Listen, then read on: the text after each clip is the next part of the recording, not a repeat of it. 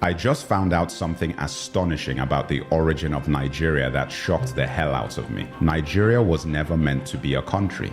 It was something else entirely. In this video, I'm going to tell you what I discovered. Oh, and I want to acknowledge Burna Boy for bringing my attention to this in his song Another Story on his album African Giant. Thank you for inspiring this video, and all of you let Burna Boy know that he got to me, and now I'm sharing this information with you. The creation of Nigeria was never about democracy, never about Christianity. It was about money, business, and profit. None of it for us. Pay attention. The area now known as Nigeria was called the Slave Coast up to 1870.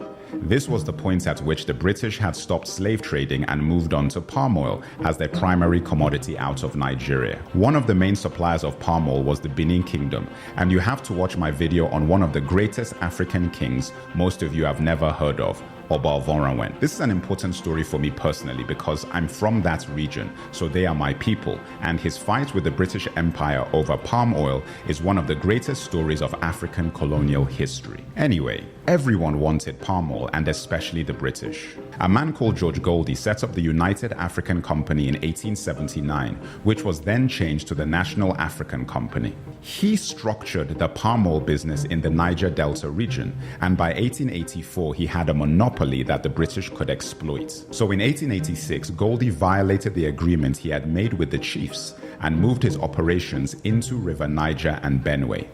The company was also renamed to Royal Niger Company. Goldie tricked the chiefs into signing unfair trade deals, giving Goldie exclusive rights to export palm oil instead of what the chiefs thought would be free trade. These contracts were written in English, a language we didn't understand, and based on laws that were not our own. This is similar to the land negotiations done with Native Americans in what is now known as the United States of America, where deals were done via contracts in English with laws that had nothing to do with the Native Americans.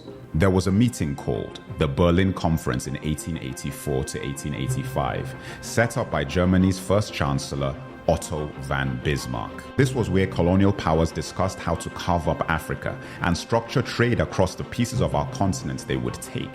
We were not part of these conversations. The best way to think of this is like the NBA draft.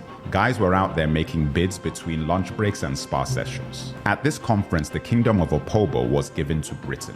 When King Jaja of Opobo tried to export his own palm oil, he was accused of obstructing commerce and then exiled. How crazy is that? And on his way home in 1891, he was poisoned with a cup of tea. Guys, I couldn't make this stuff up. The Jaja of Opobo's story made other chiefs wary of their deals with the British. King Koko of Nembe Brass was one of them. He tried to take down the Royal Niger Company and attacked the company headquarters in Akassa, Bayelsa on January 29, 1895.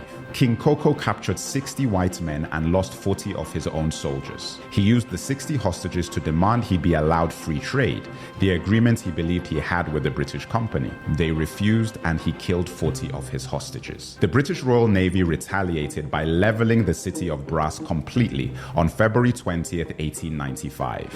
King Koko went into exile, and the British not only took control of the palm oil he once had, but also fined the people of his kingdom £500, as well as confiscating their weapons. Tragically, King Koko committed suicide in exile in 1898, after being branded an outlaw by the British company that had taken his kingdom, palm oil, and reputation. The Royal Niger Company sold its territory to the British government for £865,000 in the late 1800s. This territory was known as Nigeria. In 1914, the Southern Protectorate and Northern Protectorate was combined by Lord Lugard, and like that, the Royal Niger Company was rebranded as a country which would gain independence on October 1st, 1960. And Lugard is a street in Nigeria that still exists today. The Royal Niger Company changed its name to the Niger Company Limited, and it was then acquired by Unilever. Unilever still operates in Nigeria to this day.